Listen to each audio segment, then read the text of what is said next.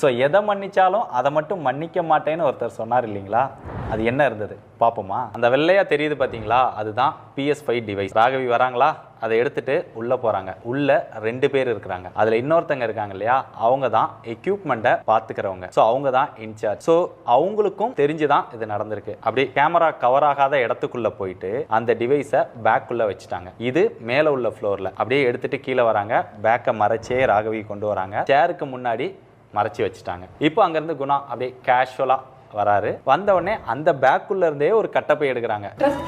Test ஃபேக்டர்னு ஒரு விஷயம் எப்பவுமே சொல்லுவாரு. அதை நான் கேட்டேன். ஏன்னா இத்தனை வருஷம் நான் வேலை பார்த்துருக்கேன். அதுக்குள்ள இருந்து அந்த பேக்ல இருக்க PS5 எடுத்து யாருக்கும் தெரியாம வைக்கிறாங்களாம். உள்ள வச்சுட்டாங்க. வச்சோடனே அப்படியே வாங்கிட்டு கேஷுவலா அப்படியே உள்ள போற மாதிரி போயிட்டு அப்புறம் அப்படியே வெளியில கட்டப்பைக்குள்ள என்ன இருந்ததுன்னா, துணி இருந்ததெல்லாம் இன்னொரு கட்டப்பை, PS5 இருந்தது தான் இந்த கட்டப்பை. இருந்தாலும் மனசு ஆற மாட்டேங்குது.